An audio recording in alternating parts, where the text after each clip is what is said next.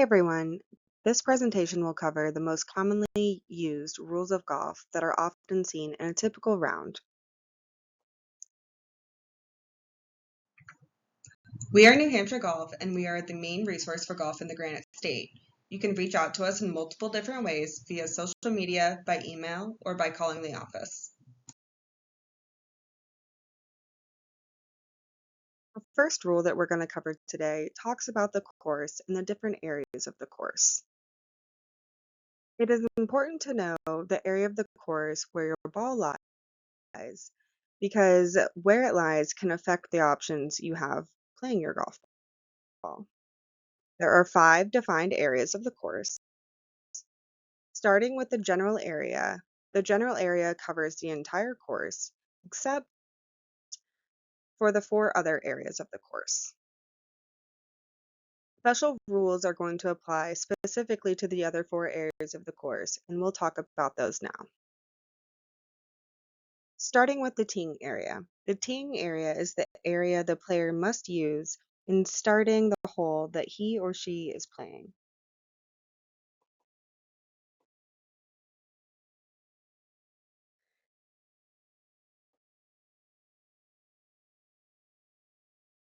The teeing area is just the small rectangle formed by the tee markers and the 2 club lengths of depth behind them. The rest of the mode area used for teeing outside the yellow rectangle is part of the general area for players playing from this teeing area. All other rectangles on this hole and all of the rectangles on the other holes are part of the general area while the player is playing this hole. The next area of the course that we are going to discuss are the bunkers. A bunker, by definition, is a specially prepared area of sand, which is often a hollow from which turf or soil was removed. These are not part of a bunker. A lip or wall or face at the edge of a prepared area and consisting of soil, grass, stacked turf, or artificial materials.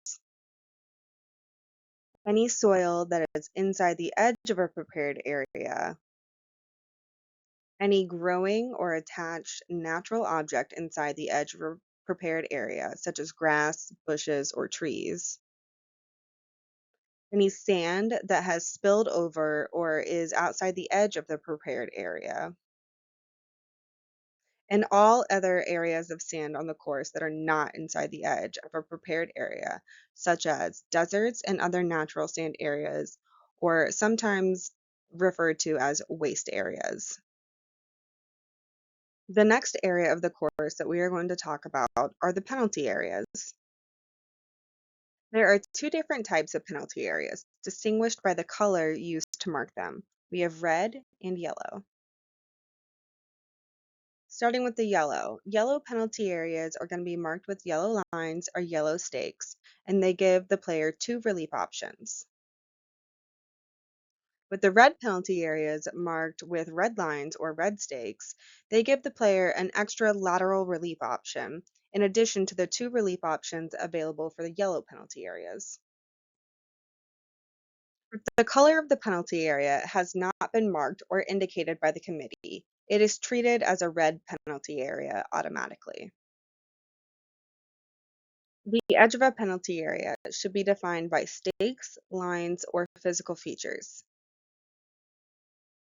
When defined by stakes, the edge of the penalty area is defined by the line between the outside points of the stakes at ground level, and the stakes themselves are inside of the penalty area. When defined by painted lines on the ground, the edge of the penalty area is the outside edge of the line, and the line itself is inside of the penalty area. When physical features are used to define the edge, such as a beach or desert area or a retaining wall, the committee should say how the edge of the penalty area is defined. When the edge of a penalty area is defined by lines or physical features, stakes can be used to show where the penalty area is, but they have no other meaning other than to say the penalty area is here. When the edge of a body of water is not defined by the committee, the edge of that penalty area is defined by its natural boundaries. That is where the ground starts to slope down to form the depression that can hold water. The last defined area of the course we're going to talk about is the putting green of the hole the player is playing. Note the importance of the hole being played. In play of this hole, all other putting greens on the course, including practice greens, are part of the general area.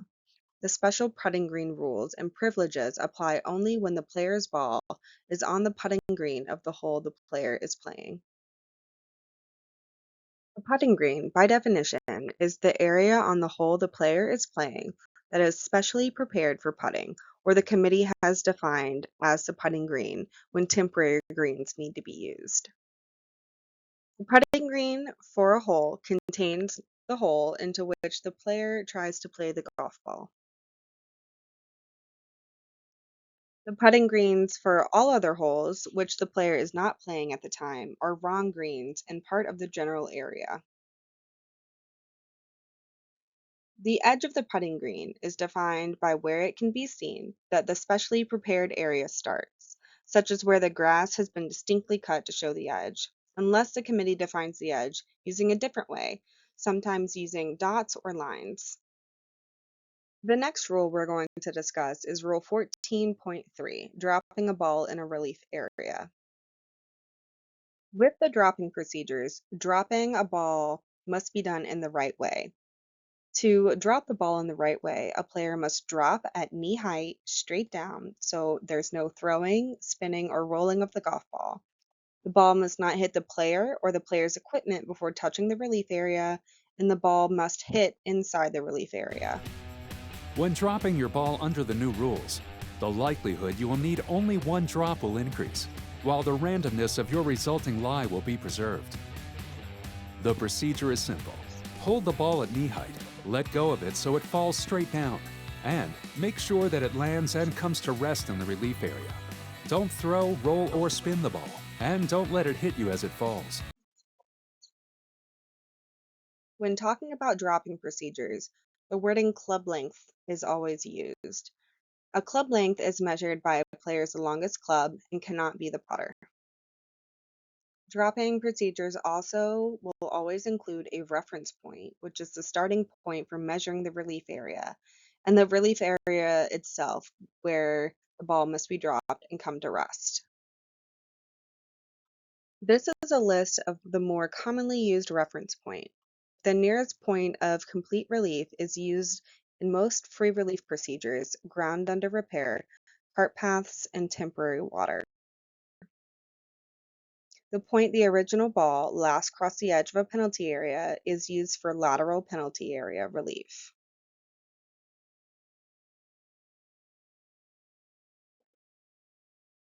Point selected by the player on the reference line is primarily used in back on the line from penalty areas or unplayable balls. The spot where the previous stroke was made is used primarily for stroke and distance relief. The point immediately behind where a ball is embedded is in use in getting relief for embedded balls. When it comes to unplayable balls, the reference point is always going to be the spot of the original ball. Relief areas are all going to be measured one club length from the reference point, except for lateral relief, which is going to use two club lengths. This is for penalty areas and unplayable balls. The relief area must not be nearer the hole than the reference point. In the 2019 rules, when dropping and taking free relief or penalty relief, your ball must be dropped in the defined relief area, and it must come to rest in there too. Most of the time, with the knee-height dropping procedure, that will happen on your first drop. When it doesn't, drop a second time. If that drop doesn't stay within the relief area either, place a ball where your second drop first touched the ground. A player must drop the ball in the right way. When it is not dropped in the right way, the player must drop the ball again. The amount of wrong way drops a player gets is unlimited. This means if the ball is not from knee height, It hits the player or the player's equipment before hitting the ground, or does not hit the relief area when dropped. All drops are going to allow the original ball or another ball to be used in free relief and penalty relief. When the 2019 rules let you lift your ball to take relief instead of playing it as it lies, you will be allowed to either use your original ball or substitute and use a different ball. In the 2019 rules, you are allowed to substitute a ball when taking free relief, as well as when taking penalty relief. This player is substituting a ball when taking free relief from a cart path.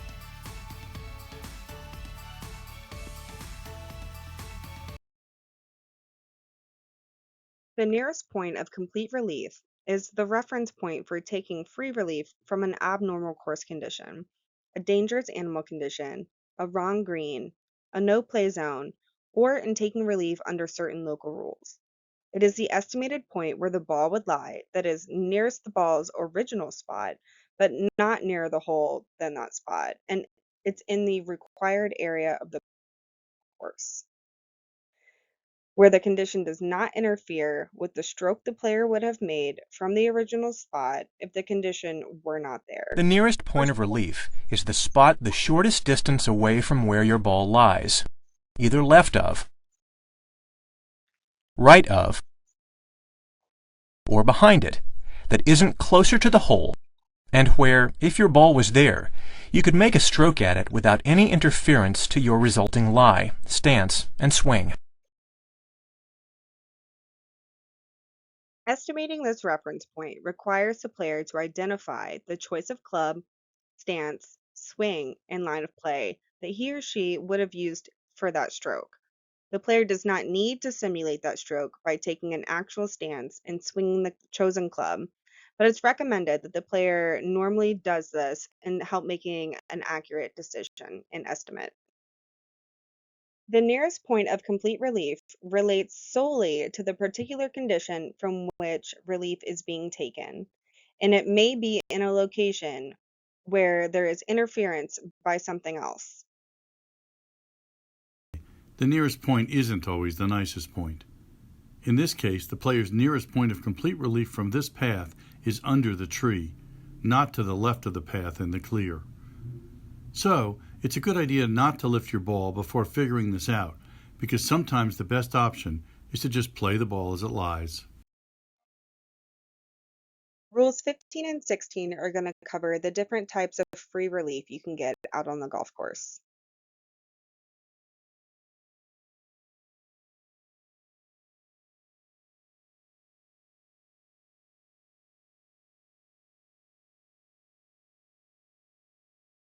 By definition, loose impediments are unattached natural objects. This includes things like stones, loose grass, leaves, branches, sticks, dead animals, and animal waste. Worms, insects, and similar animals that can be easily removed, and the mounds and webs that they build. It is not considered loose, and you're not going to get relief if the object is attached, growing, solidly embedded in the ground, meaning it cannot be easily picked out, or sticking on the ball. Some special cases that are not considered loose impediments: sand, loose soil, dew, frost, or water. There is a special case where the player gets to decide. Snow and natural ice, other than frost, can either be considered a loose impediment or temporary water when on the ground. Spider webs are going to be considered loose impediments even though they are attached to another object. Removing loose impediments may be removed anywhere, on or off the course, in any way. There are two exceptions. No removing loose impediments where a ball must be replaced. This also applies when play is stopped and does not apply on the putting green. The second exception is no deliberately removing loose impediments to affect a ball in motion. If a ball moved when removing a loose impediment, the ball must be replaced.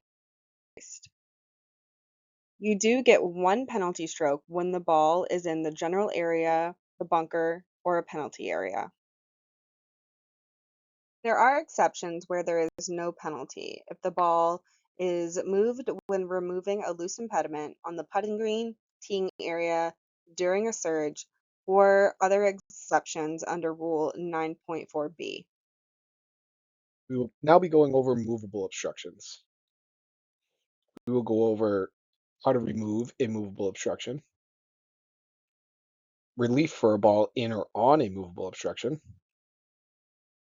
relief for a ball not found in or on a movable obstruction. When taking relief for a movable obstruction, the obstruction may be removed without penalty anywhere on or off the course. There are two exceptions for moving a movable obstruction. Tee markers, when your ball is in the teeing area, may not be removed. And you cannot move a movable obstruction to deliberately affect the ball in motion.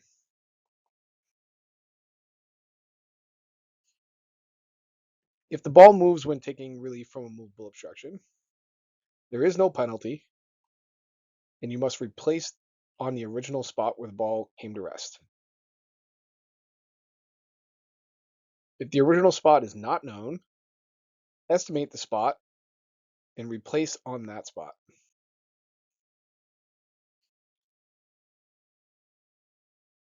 A ball in or on an obstruction, except for on the putting green, you may lift the ball and the obstruction, drop the original ball or another ball. When taking relief for a ball in or on an obstruction, except for on a putting green, the reference point is the estimated spot under where the ball was. Your relief area is going to be one club length in the same area of the course as the reference point, not nearer the hole.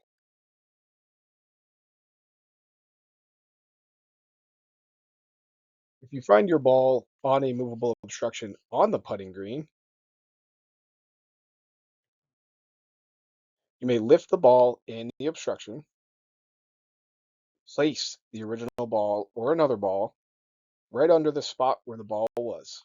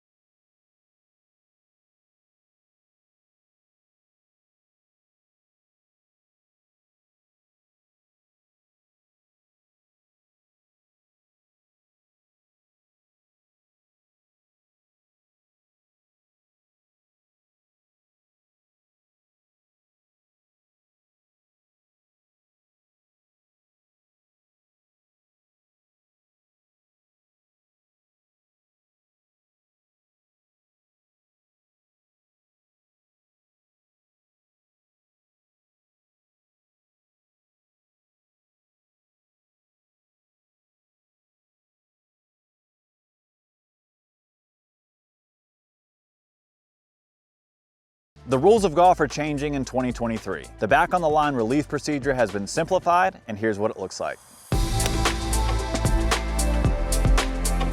So to use a penalty area as an example, I'm going to keep the point where the ball last crossed between the hole and where I want to drop it. I can go back as far as I want on the line, but I have to drop it on the line because that's what activates this relief option. If I don't drop it on the line, I'll be dropping in a wrong way. The relief area won't get created, and I'll have to correct my mistake by dropping it again, but in the right way on the line. But once dropped on the line, the ball can roll up to 1 club length in any direction, even if it rolls forward and closer to the hole. Back on the line is a great relief option for penalty areas, but you can also use it when you decide that your ball is unplayable.